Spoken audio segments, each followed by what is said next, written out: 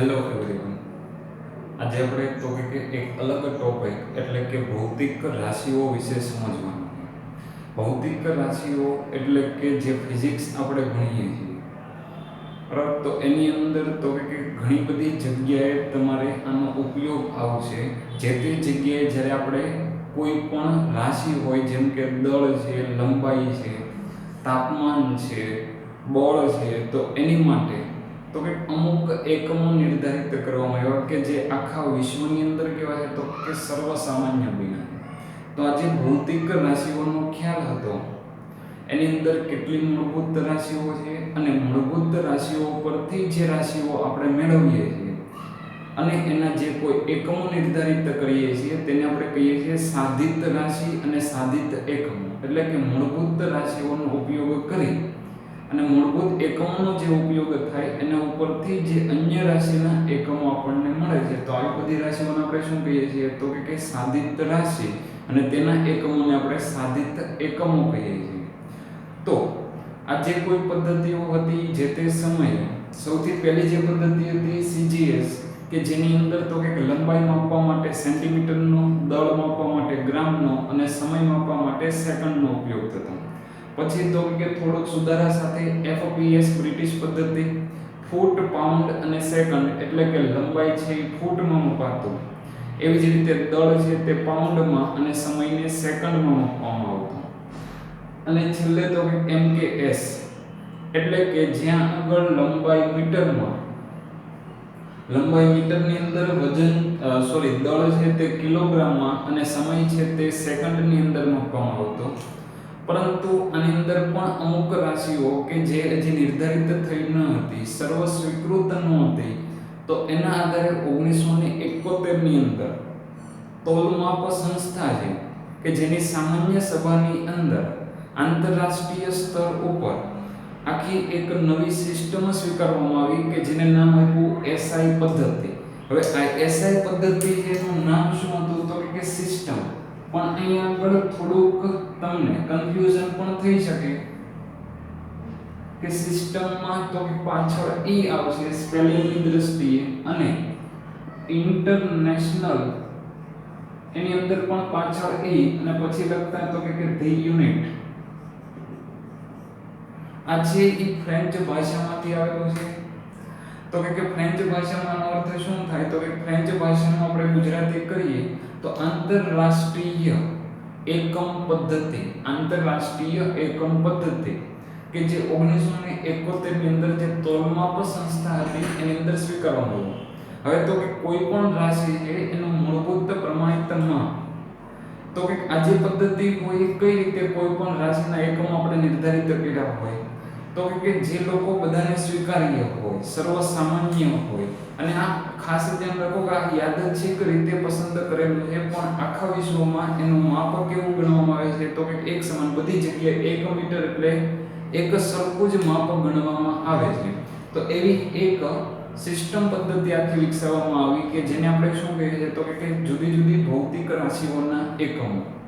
આની જરૂરિયાત છે એ તો કે બધી જ જગ્યાએ એક સરખું માપ રહે. એટલે કે પહેલા જમાનાની અંદર તો કે જુદી જુદી માપ પદ્ધતિઓ હતી, ગુઠા, વીઘા.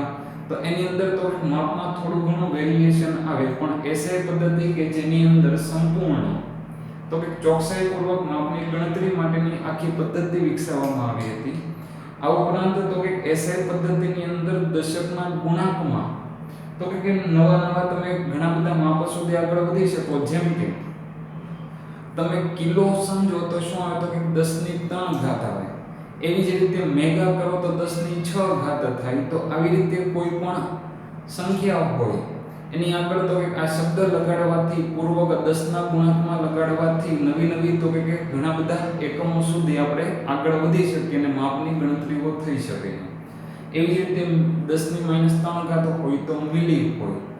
તો આ એક કેવું માપ હતું તો કે પ્રમાણભૂત છે, સર્વ સ્વીકૃત છે અને યાદચ્છિક રીતે આખા વિશ્વની અંદર જે બધા વૈજ્ઞાનિકો હોય કે જેને કઈ જગ્યાએ ઉપયોગી થઈ છે તો કે વિજ્ઞાનના સિદ્ધાંતોની અંદર, ટેકનિકલ ક્ષેત્રની અંદર અથવા તો કોઈ પણ માપન પદ્ધતિની અંદર આ પદ્ધતિ સર્વસ્વીકૃત સામાન્ય બનેલી છે, જેને આપણે SI પદ્ધતિ, સિસ્ટમ ઇન્ટરનેશનલ ધ યુનિટ, કે જેની અંદર મૂળભૂત કેટલી ભૌતિક રાશિઓને વ્યાખ્યાયિત કરી તો કે 7. આ ઉપરાંત તો કે 2 પૂરક એકમો પણ તેને આપવામાં આવેલા છે, એટલે કે 7 મૂળભૂત રાશિઓ છે અને 2 પૂરક એકમો. અને તેની સિવાય જે કોઈ ભૌતિક રાશિઓ છે તે બધી કેવી છે તો કે સાધિત રાશિ છે, એના એકમોને સાધિત એકમો કહેવાય છે. વારાફરતી આપણે જોઈએ તો મૂળભૂત રાશિઓ કઈ કઈ તો કે સૌથી પહેલું તો કે લંબાઈનો એકમ તો કે સ્વીકૃત થયેલો છે મીટર, જેને સંજ્ઞા તો કે m વડે દર્શાવીએ. એવી જ રીતે તો કે બીજી મૂળભૂત રાશિ લઈએ તો એની અંદર તો કે આપણે દળ લઈએ. દળ છે એનો એકમ તો કે કિલોગ્રામ અને તેની સંજ્ઞા કઈ છે તો kg. એવી જ રીતે ત્રીજી મૂળભૂત રાશિ એટલે કે સમય. આ 3 મુખ્ય સમય છે એનો એકમ છે સેકન્ડ અને એની સંજ્ઞા છે સ્મોલ s. ચોથું તો કે ચોથો જે એકમ છે એ વિદ્યુત પ્રવાહ માપવાનો. જે ઘરની અંદર આપણે ઇલેક્ટ્રિસિટી આવે છે તો ઇલેક્ટ્રિસિટીની અંદર શું હોય તો કે ઇલેક્ટ્રોનનો પ્રવાહ હોય છે, તેને વિદ્યુત પ્રવાહ કહેવાય, કે જેનો એકમ છે એમ્પિયર. અને આની સંજ્ઞા છે કેપિટલ A, કારણ કે આ વૈજ્ઞાનિકના નામ પરથી છે એટલા માટે કેપિટલ સંજ્ઞા આવે છે, બાકી બધા માટે સ્મોલ સંજ્ઞા હોય. જે કોઈ વૈજ્ઞાનિકનું નામ ન હોય તેની સંજ્ઞા કેવી સ્વીકારવામાં આવે તો કે સ્મોલ. હવે તો કે પાંચમું, એનો પણ અમુક નિયમ સમયાંતરે પાછો એકાદ લેક્ચર લઈ અને એની પણ આપણે ચર્ચા કરીશું કે કઈ રીતે સંજ્ઞાના એકમો નિર્ધારિત થયેલા છે. વિદ્યુત પ્રવાહ પછી જે આપણી પાંચમી રાશિ છે એ થર્મોડાયનેમિક્સ તાપમાન. થર્મોડાયનેમિક્સ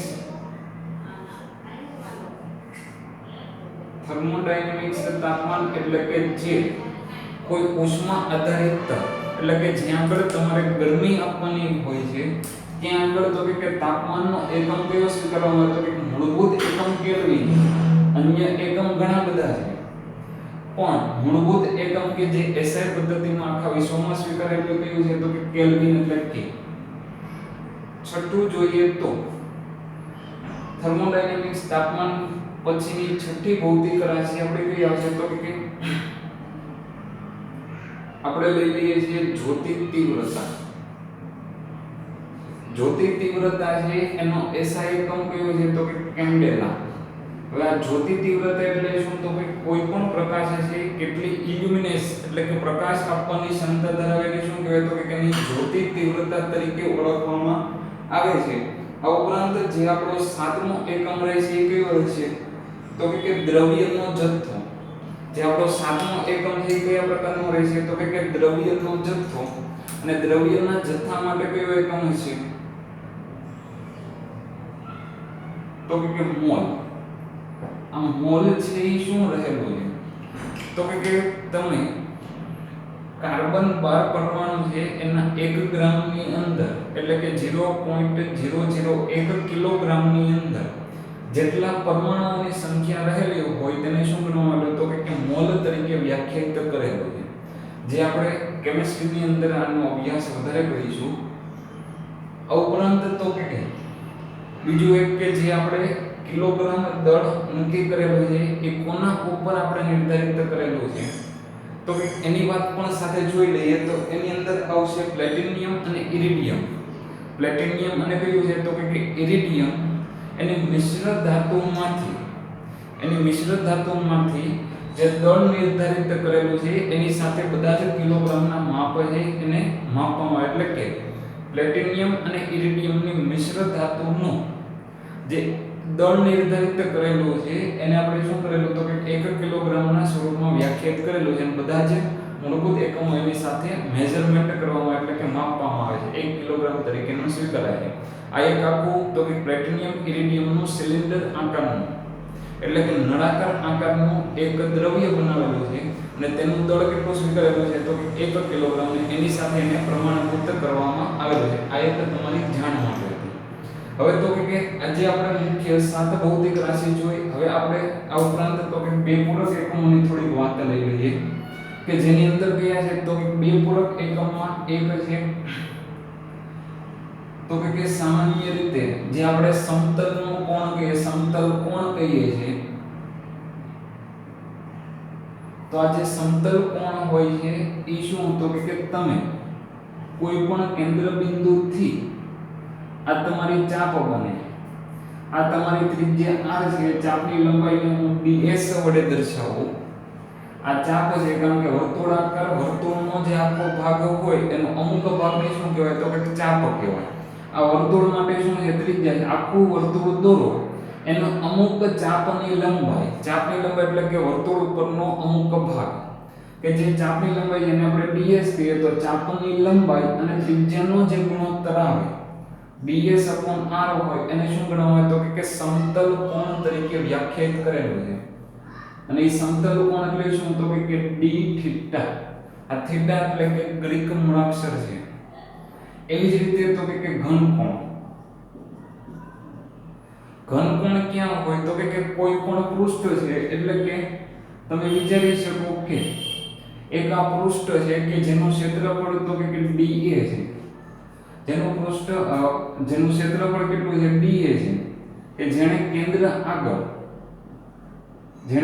આગળ શું કરેલું હોય તો કે પૃષ્ઠ કોણ એનો જે હોય તે ઘનકોણ કહેવાય જેને કહેવાય d ઓમેગા આ જે નિશાની કરેલી છે આ નિશાનીને શું કહેવાય ગ્રીક મૂળાક્ષર તો કે ઓમેગા તો તમે ક્ષેત્રફળ અને ત્રિજ્યાનો શું કરો તો કે વર્ગ કરો અને જે ગુણોત્તર મળે એને શું કહેવામાં આવે તો કે ઘનકોણ તરીકે વ્યાખ્યાયિત કરવામાં આવે છે સમતલ કોણ છે તેને રેડિયનમાં માપવામાં આવે છે અને જે ઘનકોણ છે એ કેની અંદર માપવામાં સ્ટીરેડિયન